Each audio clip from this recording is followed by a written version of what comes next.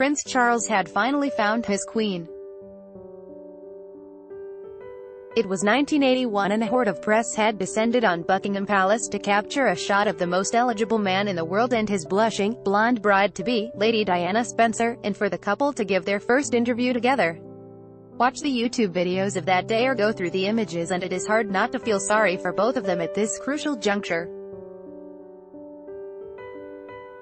He had been pushed into marriage by his father and uncle, Lord Mountbatten, who were rather concerned about the fact he had spent his 20s betting his friends' wives and more than a handful of foreign beauties.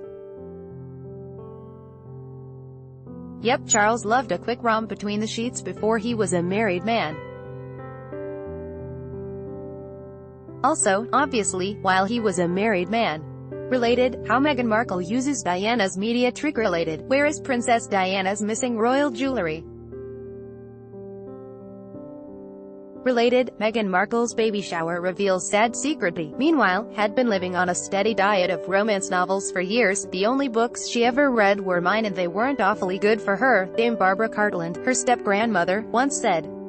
Starved of love by her father and mother, the shy teenager had spent years waiting for a real-life Prince Charming to sweep her off her feet and to cure all of her ills. When Charles finally popped the question in early 1981, she formally accepted 3 weeks later after a holiday in Mollymook, of all places, her mother Frances.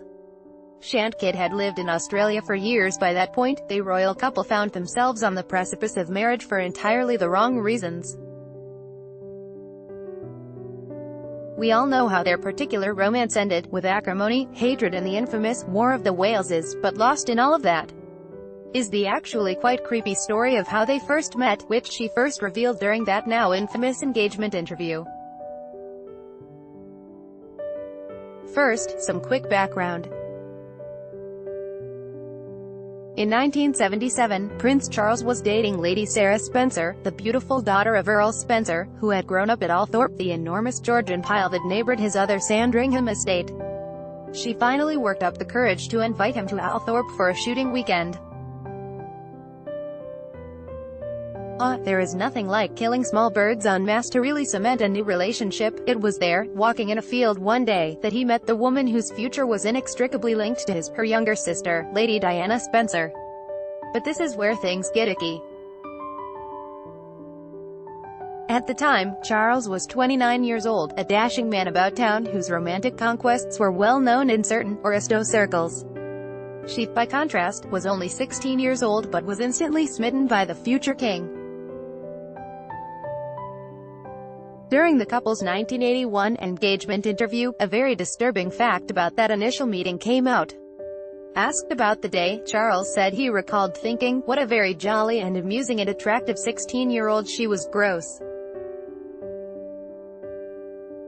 He was nearly 30 years old at the time, a man who by that point was sexually experienced while she was the virginal, teenage, younger sister of his girlfriend, and there he was thinking what an attractive young filly she was. The idea of an adult man ogling a teenage girl is really uncomfortable. While nothing happened at that stage, the royal family soon had their eye on her as a potential future bride. Again, that same year, Charles invited Diana, along with her sister Sarah, to his 30th birthday ball. She was only 17 years old. Charles later broke up with Lady Sarah after she committed the cardinal sin of blabbing to the press about their romance.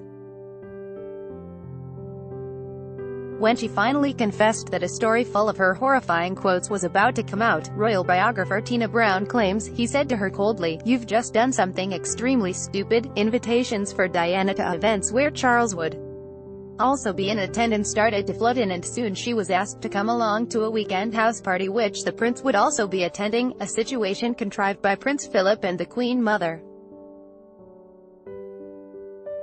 That evening, after a long conversation, Diana said that Charles practically leapt on me, and the rest is sad, troubling, horrible history, with the exception of the births of William and Harry. Looking back, the idea of a mere teenager being eyed up, not only by a grown man, but also his family, as essentially a modern-day broodmare is really quite uncomfortable.